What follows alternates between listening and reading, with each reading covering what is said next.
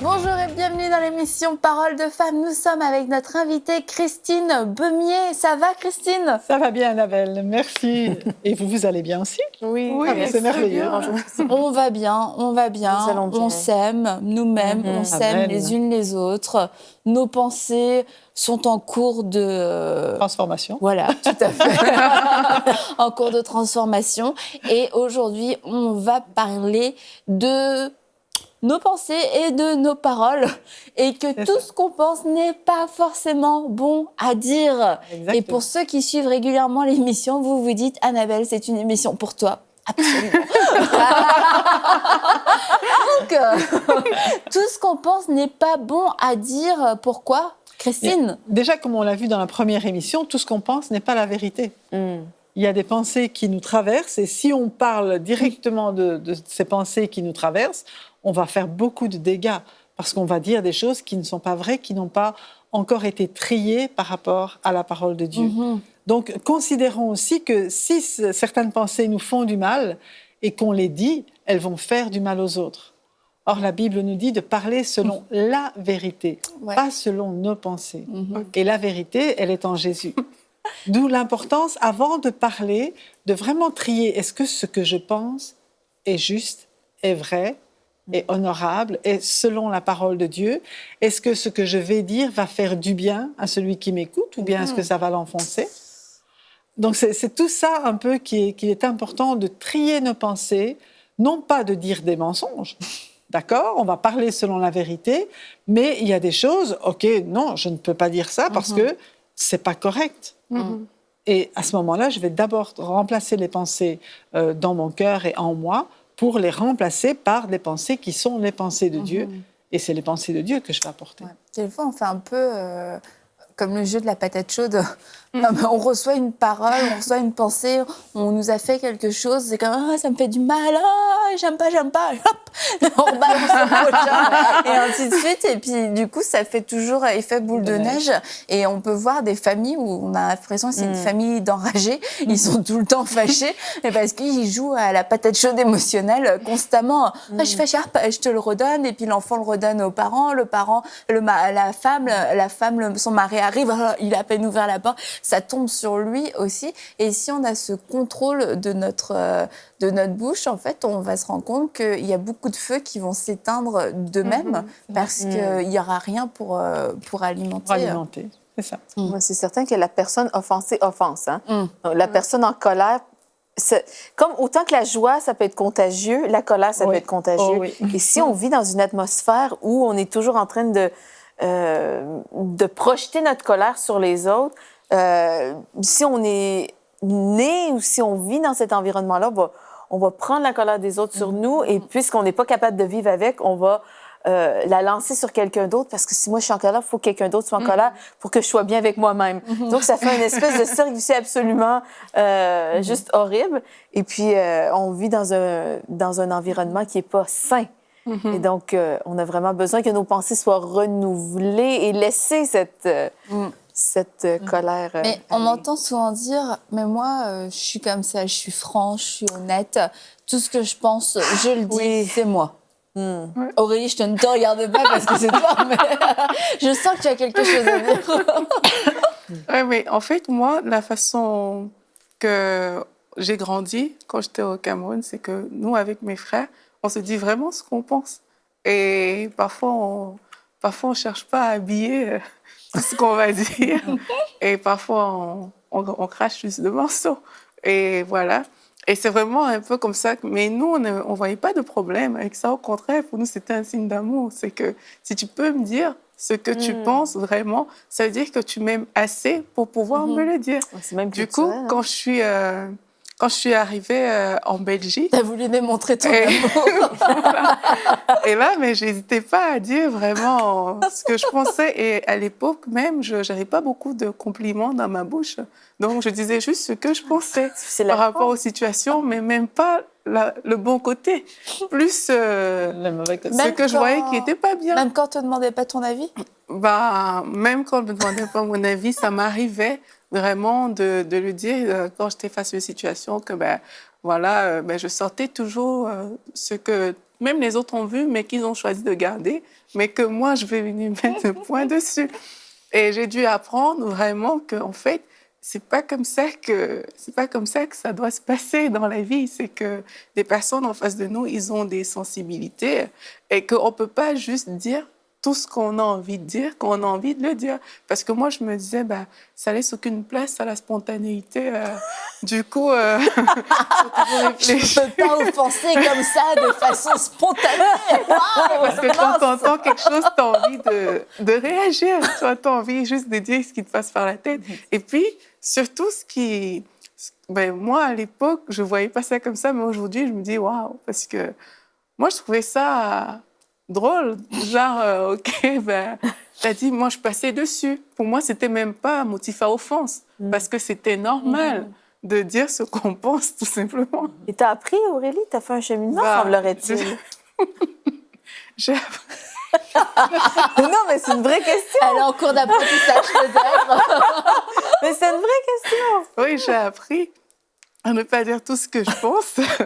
Et il n'y a pas longtemps, parce que maintenant, je ne suis pas comme avant. C'est vraiment changé. Et puis, on cherche à dire du bien, on dit du bien et tout, on fait du bien. Et il n'y a pas longtemps, je demandais à un de mes amis, mais dis-moi si j'ai quelque chose à changer. Qu'est-ce que je dois changer? Et il m'a dit, peut-être que tu ne devrais pas toujours dire ce que tu penses. J'ai dit, OK. Ça t'a semblé sage? Bah oui, c'est très sage. Là, on en rit, mais vraiment, c'est quelque chose qu'il faut comprendre. Moi, aujourd'hui, je peux dire que je comprends l'impact de ce qu'une parole vite fait, vite prononcée a ou peut avoir dans la vie d'une autre personne. Aujourd'hui, je ris de ça parce que, oui, dans le passé, je n'étais pas celle que je suis aujourd'hui, mais il y a vraiment un impact, en fait. Il y a vraiment...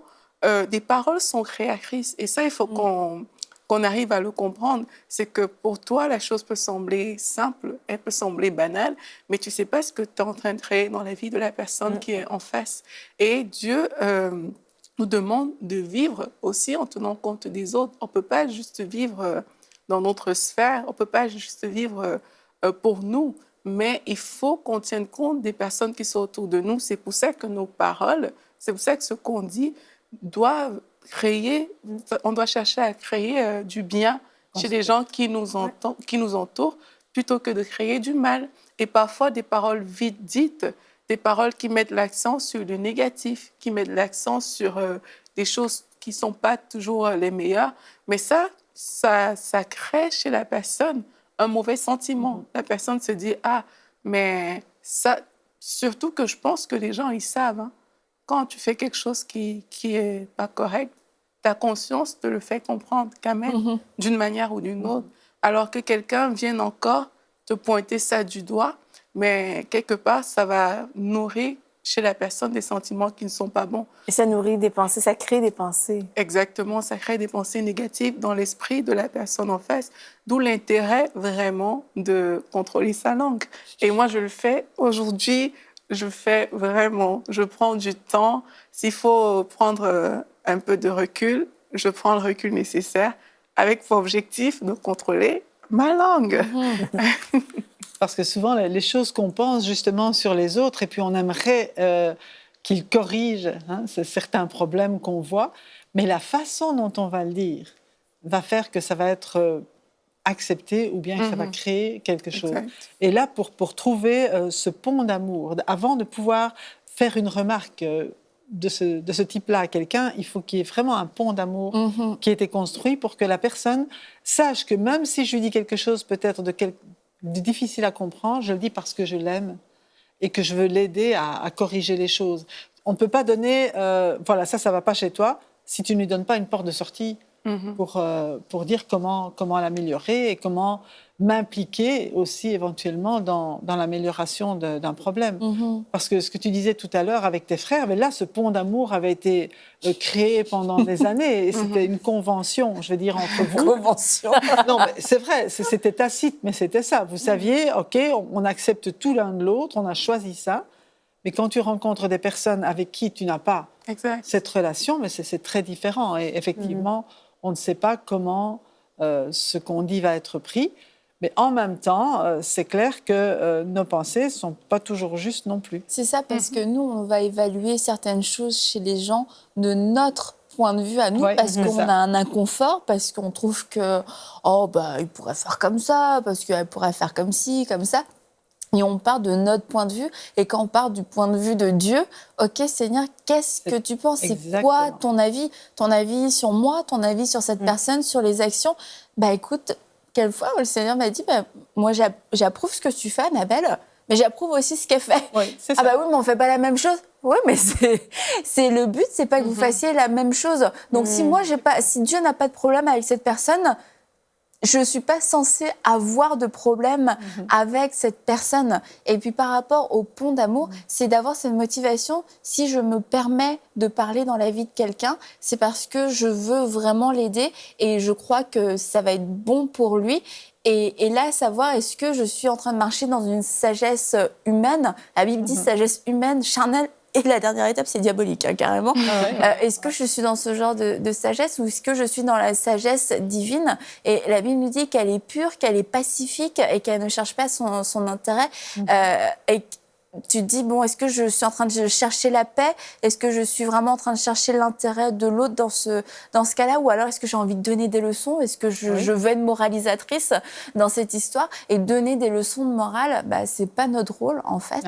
Et que là, bah, y a des leçons de morale qu'on peut se garder parce que on tombe rapidement dans le jugement et dans le mépris. Et là, encore une fois, non, tout ce que je pense n'est pas bon à dire. Pourquoi? C'est même pas parce que c'est pas vrai, c'est parce que ma motivation n'est pas bonne. Et si ça sort en parole de jugement ou en parole de mépris, tout est réuni pour que je crée une offense et pour aussi que je fasse quelque chose qui déplaise à Dieu, en fait.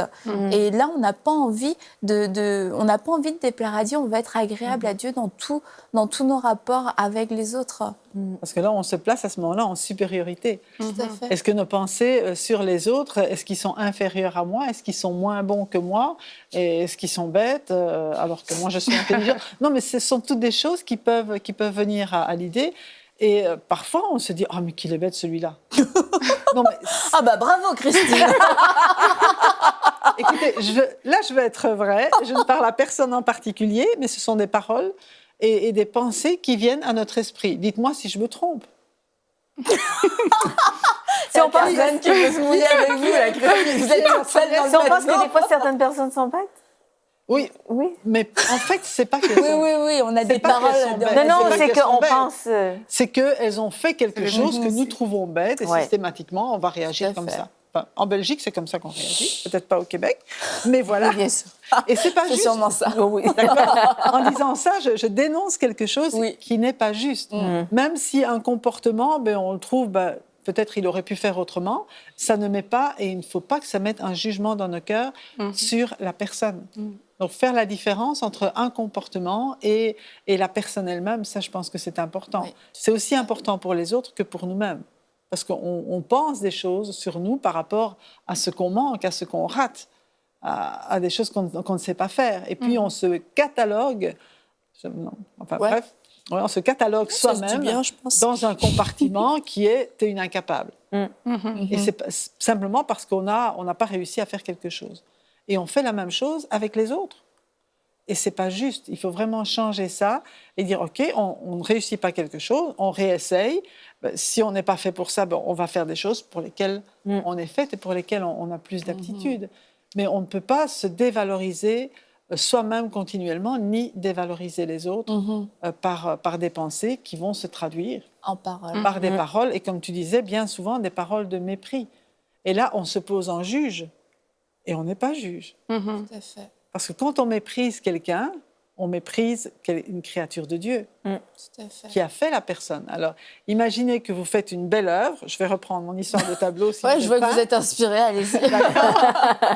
Une belle œuvre, et puis quelqu'un vient critiquer ce que tu fais.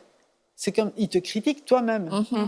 Si nous critiquons une personne, nous critiquons Dieu qui l'a faite. Et là, il faut vraiment faire attention. Si quelqu'un n'a pas les qualités que nous avons, alléluia, il en a d'autres, mais arrêtons de juger sur quelque chose. C'est ça, mais il y a vraiment de l'espoir quand on pense que Mais c'est vrai. Mais c'est vrai.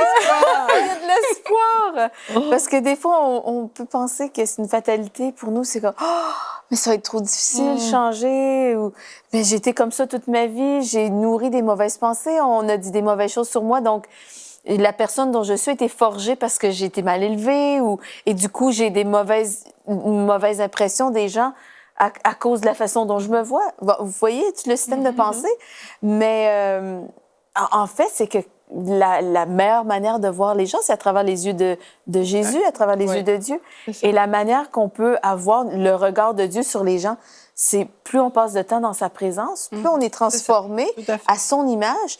Et donc, notre identité, notre façon de nous voir nous-mêmes va être transformée parce que je me vois à travers les yeux de Jésus. Si moi, je me vois différemment, si je suis capable d'aimer l'identité que Dieu m'a donnée, eh bien, je vais être capable d'accepter l'identité que Dieu a donnée aux autres et je vais pouvoir les aimer à travers les yeux de Jésus. Donc, ça change mon regard. Si je vois maintenant quelqu'un qui fait quelque chose qu'avant j'aurais dit, mais il est donc bête, lui, il est ridicule ou je sais pas trop.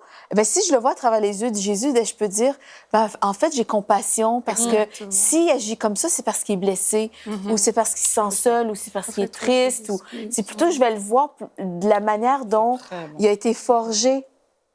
Et puis, c'est pas de sa faute, en fait. Ouais. Et puis, souvent, c'est comme ça que Dieu veut nous amener à voir les gens. Et puis aussi, parfois, Il y a le relevé.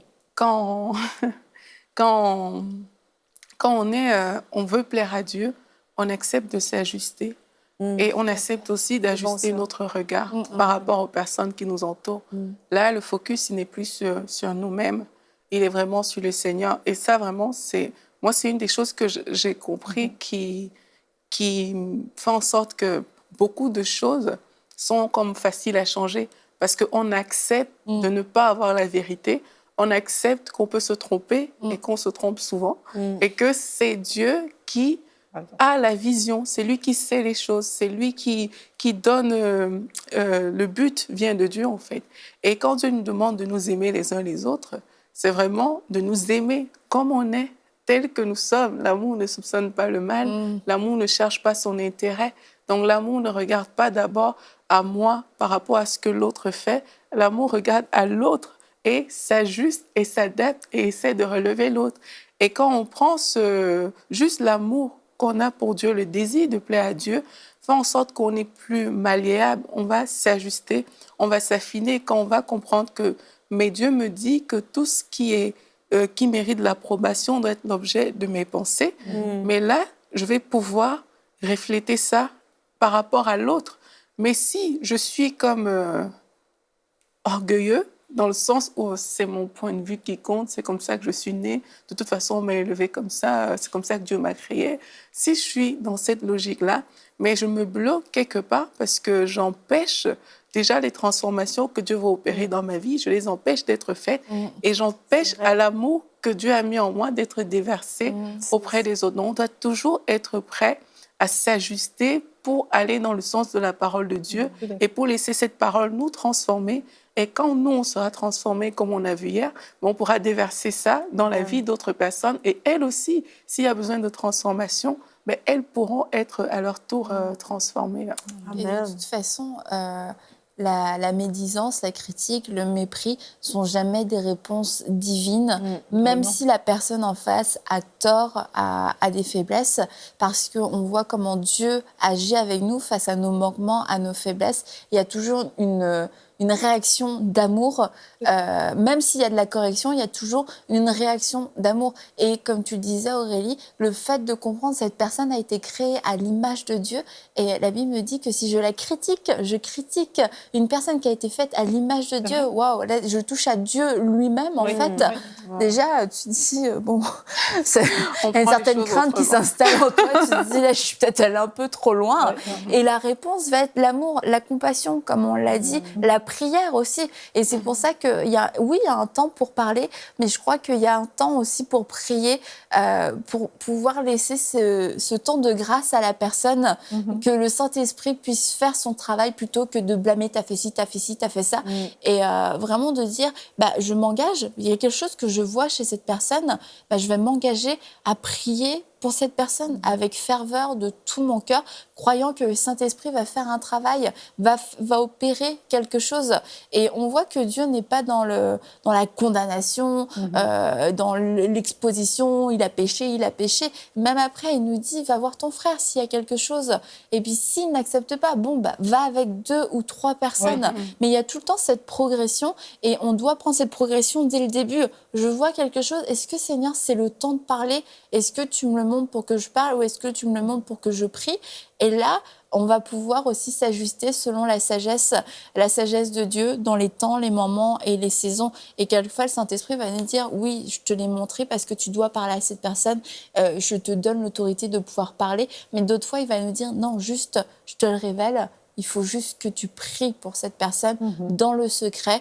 Et c'est dans le secret que cette personne-là va être changée et elle ne sera pas exposée, elle ne sera pas humiliée parce que ça va se passer entre elle et Dieu. Et là, dans ces cas-là, on se dit, gloire à Dieu. Gloire à Dieu. Oui, c'est vrai, tout à fait. Et par rapport à ce qu'on vient de dire, il y a vraiment, c'est cette parole que Jésus disait dans Matthieu, mais si quelqu'un scandalisait un de ces petits qui croient en moi, il vaudrait mieux pour lui qu'on suspende à son cou une meule de moulin et qu'on le jette au fond de la mer.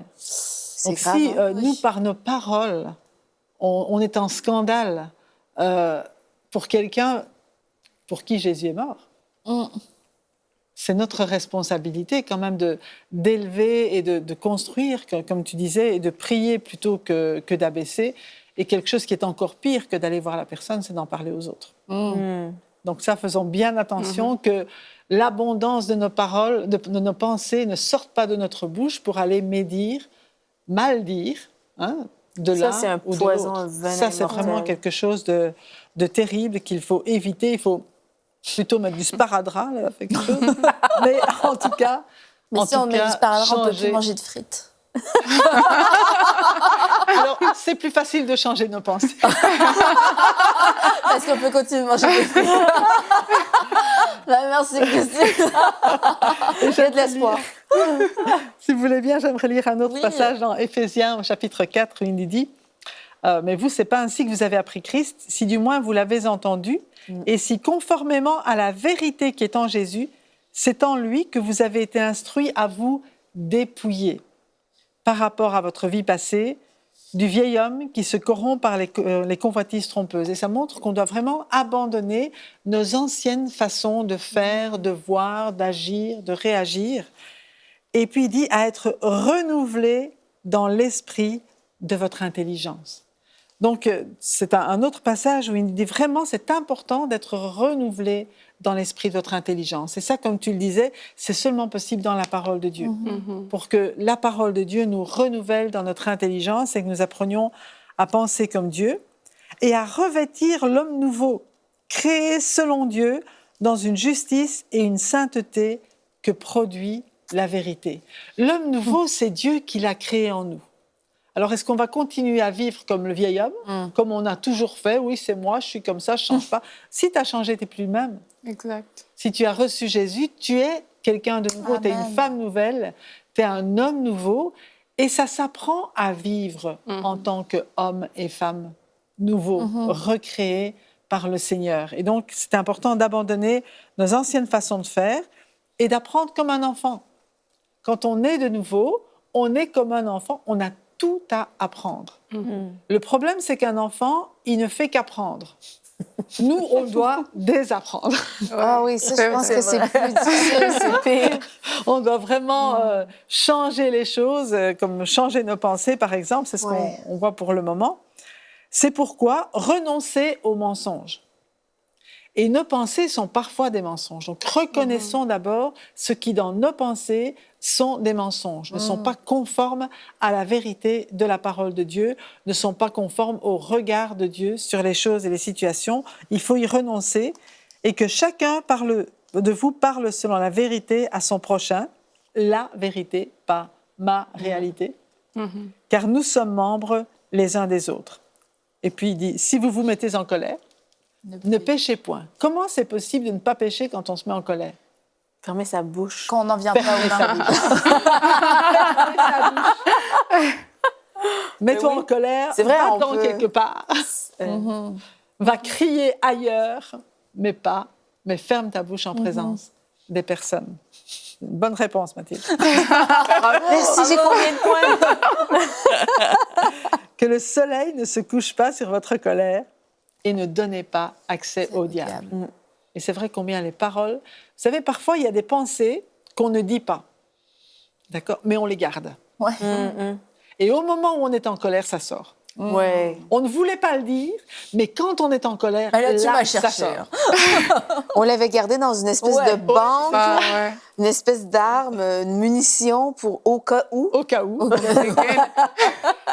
Donc, il faut vraiment abolir ces pensées-là avant qu'elles aient l'occasion de sortir un jour ou un autre. Parce Ouais, qu'elles t'as auront raison, l'occasion de méditer. sortir. Oui, oui, Comment? C'est d'où l'intérêt de méditer le bien sur les personnes. c'est ça. C'est que quelqu'un peut même manifester de la haine à votre égard, on va dire. Mais méditer le bien, c'est ça qui va permettre de garder des bons trésors dans nos cœurs par rapport à cette personne-là. Et c'est toujours ça qui va sortir plutôt que de garder et de retenir le mal, l'offense. Et pour que ça sorte plus tard, non, c'est méditer le bien. Je ne rattache pas la personne à ce qu'elle dit, mais je rattache la personne à la valeur que Dieu lui donne. C'est ça. Et c'est ça qui doit sortir de ma bouche. Et c'est pourquoi Jésus disait « bénissez, ne maudissez pas, et même faites du bien à ceux qui vous font du mal. Donc ne répondez pas par le mal à ceux qui vous font du mal, effectivement pour qu'on leur laisse une chance de changer et d'être changés, d'être touchés par l'amour de Dieu. Si on les enferme aussi dans des mauvaises paroles ou dans des mauvaises pensées, on ne leur donne pas l'occasion d'être transformés par le Seigneur. Donc, au final, on ferme notre bouche. C'est bien ce que j'ai compris, Christine. Sauf pour dire des bonnes choses. Et si on n'a pas de bonnes choses à dire, autant fermer sa bouche. oui. Et finalement, C'est quand vrai. on se tait, c'est pour épargner l'autre, mais c'est aussi pour s'épargner nous-mêmes de pécher, nous-mêmes de dire des choses qu'on pourrait regretter, des choses qui ne sont pas approuvées de Dieu, et nous laisser ce temps aussi, nous laisser ce temps à nous pour que le Saint-Esprit puisse venir déposer la vérité, renouveler nos pensées, parce que quand on dit renonçons au mensonge, on a l'impression que c'est d'arrêter de mentir, mais c'est aussi d'arrêter de recevoir les mensonges. Donc aujourd'hui, décidez de renoncer aux mensonges vous concernant et aussi concernant les autres. Soyez délivrés de cet esprit de jugement et de critique. Tout ce que vous pensez n'est pas bon à dire parce que vous ne pensez peut-être pas bien. Alors laissez le Saint-Esprit pouvoir établir certaines vérités basées sur l'amour. Laissez le temps au Saint-Esprit aussi de pouvoir déposer sa paix en vous afin de ne pas parler sur la colère, de ne pas parler sur la susceptibilité ou sur le rejet. Et vraiment, soyez guéris dans votre cœur. Ne faites pas payer aux autres aujourd'hui autour de vous ce que les autres d'hier vous ont fait. Et ayez cette maîtrise de vous-même, de fermer votre bouche.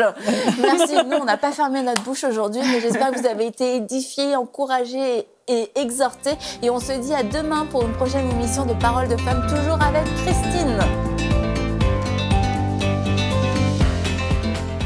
Retrouvez toutes les émissions de Paroles de Femmes en intégralité sur www.emcitv.com.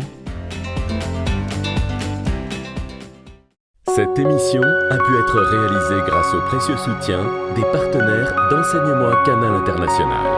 Retrouvez tous nos programmes sur emcitv.com.